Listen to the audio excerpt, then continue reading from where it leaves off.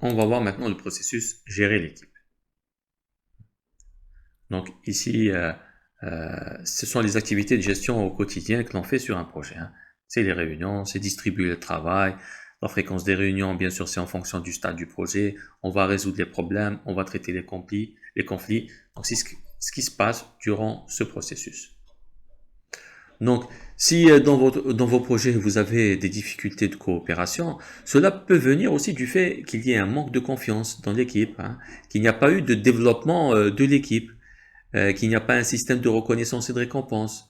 Donc on voit un peu l'intérêt du processus développer l'équipe. Et si vous faites du micromanagement des tâches, cela ne va pas faciliter la coopération. Il faut impliquer l'équipe et les parties prenantes dans la prise de décision. Autrement, vous allez avoir beaucoup de difficultés en termes de coopération. Maintenant, il ne faut pas aussi être centré uniquement sur le fait de générer des rapports ou de voir un peu ce qui ne fonctionne pas dans l'équipe. Des fois, le temps des interactions, le temps avec lesquels les personnes parlent dans leur email et au téléphone, ça informe plus que d'analyser d'autres types de données. Donc, en sortie de ce processus, on va avoir surtout des demandes de changement pour améliorer ce qui ne fonctionne pas par rapport au plan des ressources, par rapport peut-être à des dates qui ne conviennent pas ou au coût. On avait estimé qu'utiliser certaines ressources serait suffisant, et ben non, il faut d'autres ressources. Donc on fait une demande de changement et ceci va affecter le coût par exemple. Et puis, on peut aussi en demande de changement demander par exemple une formation ou changer le plan de récompense. Ça, c'est possible aussi. Donc, on peut mettre à jour le journal des points à traiter. Donc, surtout ici, ça va être utilisé par rapport à l'intégration et à la qualité. Donc, c'est un outil de communication qui indique et qui montre un peu les requêtes des parties prenantes, que leurs requêtes sont prises en compte. Mais si elles ne sont pas résolues tout de suite, cela ne va pas améliorer l'engagement des ressources. Maintenant, au niveau des retours d'expérience, on peut mettre ici, par exemple, l'évaluation des personnes et des équipes. On le met ici. Et puis, pour l'affectation des membres de l'équipe, ici, on va s'atteler à libérer les personnes, chacun au bon moment. Donc, l'affectation traite aussi le désengagement aussi des ressources. Et on va mettre à jour aussi les plans, les facteurs environnementaux de l'organisation. Donc, l'objectif de ce processus est de suivre les performances de l'équipe. Ici, c'est surtout les membres de l'équipe. On va fournir des remarques, on va résoudre les points à traiter qui sont dans le registre des points à traiter, on va gérer les changements dans l'équipe, il y a des départs, il y a des arrivées, donc il y a ce qu'on appelle onboarding quand une personne arrive, donc on va la faire, on va essayer d'optimiser le temps pour qu'elle soit opérationnelle très rapidement, et on va optimiser les performances du projet et surtout gérer des conflits. Donc, comme élément important, c'est qu'il faut avoir bien sûr des compétences en management et en leadership et il faut encourager le travail d'équipe. Et on ne va pas superviser tout le monde de la même manière, mais on va superviser surtout de près les moins qualifiés. Donc, on va adapter notre management en fonction de la ressource. Donc, ce processus, l'essentiel, c'est qu'il va, en fonction des résultats, générer des demandes de changement qui vont affecter certains plans et certaines références de base.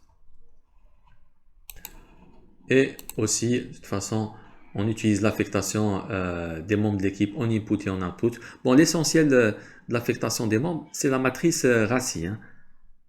C'est essentiellement la matrice RACI. Et là, on va faire aussi, on va faire appel beaucoup au leadership, à la résolution des conflits, à comment gérer les risques. Et puis, on va utiliser le journal des points à traiter et on va le mettre à jour même en sortie pour tracer l'avancement des résolutions. Et puis, bien sûr, on va résoudre les conflits que les membres de l'équipe n'arrivent pas à résoudre. Parce que en premier lieu, ce sont les membres de l'équipe qui doivent résoudre le problème entre eux avant de remonter vers le chef de projet. Donc, le chef de projet n'est pas là pour faire du babysitting. Donc, en priorité, il doit leur apprendre à résoudre leurs problèmes entre eux tout seuls. Alors, comme outil technique, on a besoin bien sûr des techniques de gestion des conflits. Les conflits sont inévitables. On peut avoir plusieurs causes de conflits. La rareté des ressources, les priorités, l'échéancier, le style de travail. Et il y a 5 techniques de gestion des conflits. Soit on fait un retrait et un évitement. Donc on évite de s'attaquer au problème, c'est pas le moment. On fait une acceptation, donc on s'accommode un peu.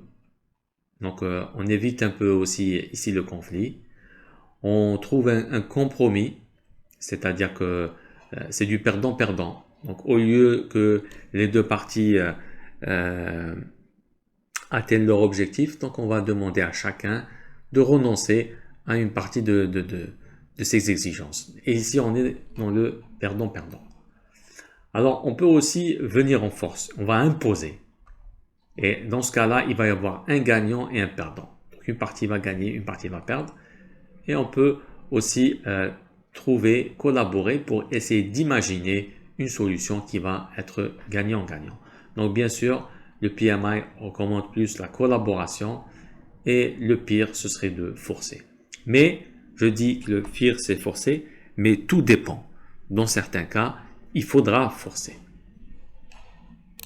Alors comme outil technique aussi, on a besoin de prendre des décisions. Donc ici, on va se concentrer sur les objectifs visés et on va suivre un processus de décision par rapport à un contexte. D'accord? Et on va demander des informations et on va les analyser.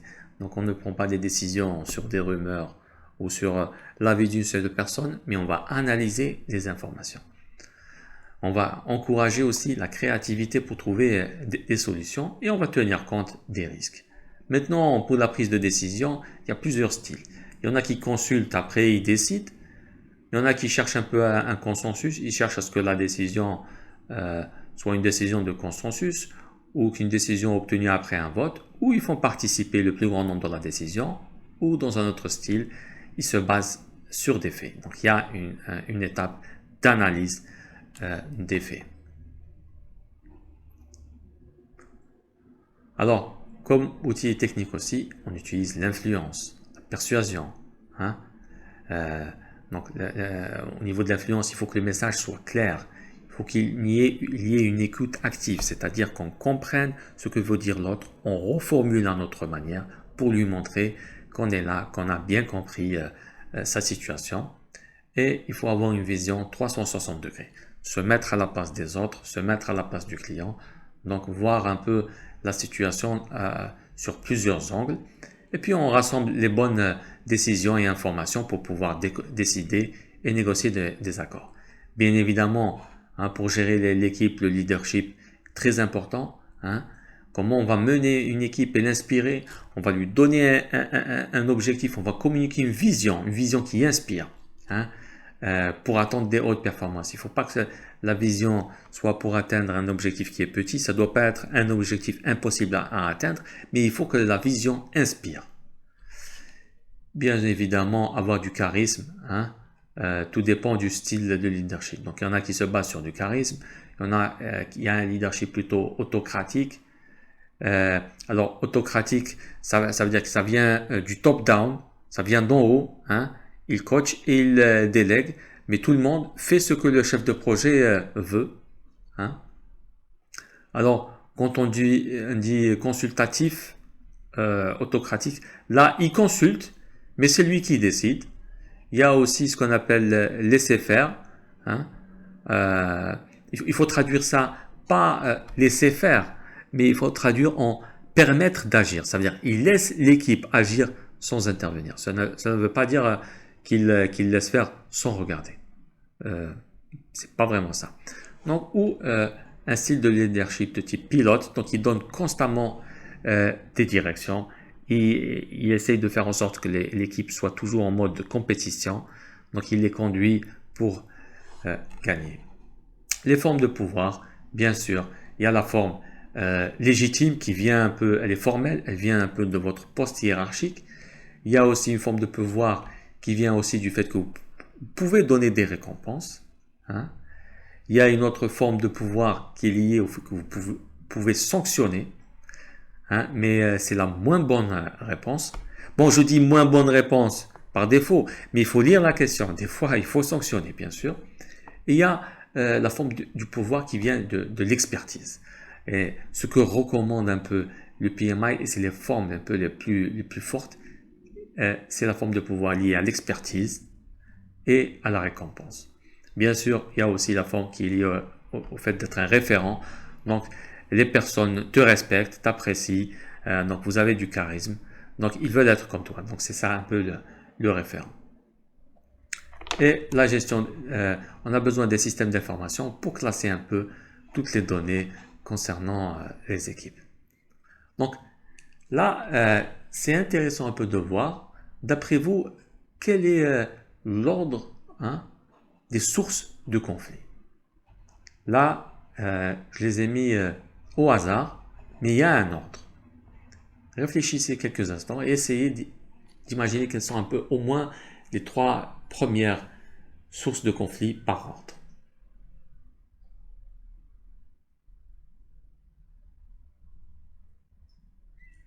Eh bien, selon les études, c'est le planning qui vient en premier. Un planning qui n'est pas réaliste, des ressources qui ne sont pas disponibles, et là, je vous assure que vous aurez des conflits. En second temps, vient la priorité du projet et les ressources. Ça, c'est selon les études. Et en dernier lieu, c'est la personnalité, elle ne vient qu'en dernier lieu. Alors, il faut savoir aussi que la résolution des conflits, elle doit être effectuée par ceux qui sont impliqués dans ce conflit. S'il n'y arrive pas, le chef de projet doit le faire. S'il a l'autorité sur ces personnes, bien sûr. Autrement, il peut escalader vers le responsable fonctionnel ou vers le sponsor. Sauf si, bien sûr, la loi n'est pas respectée ou qu'il y a des actes non éthiques. Et là, il doit remonter très haut dans l'organisation. Donc, dans le cas d'un conflit, pour résoudre ce conflit, d'abord, on doit voir qui c'est qui a l'autorité sur la situation. Quelle solution sert l'intérêt du client? Quelle est l'urgence? Est-ce qu'il ne faut pas laisser refroidir avant d'intervenir? Quelles sont les conséquences de l'intervention sur le long terme? Donc, on peut utiliser un peu ce guide pour répondre à des questions ou pour résoudre des conflits. Donc, pour résumer, on gère l'équipe, on va avoir surtout peut-être des changements pour réaffecter les membres de l'équipe. Là, je rappelle, l'affectation des membres de l'équipe, c'est la matrice RACI. Donc, on affecte et on désengage aussi des ressources. On peut demander aussi des formations et on résout beaucoup de conflits en utilisant aussi du leadership et on utilise aussi le journal des points à traiter en input et en output pour tracer un peu l'avancement des résolutions.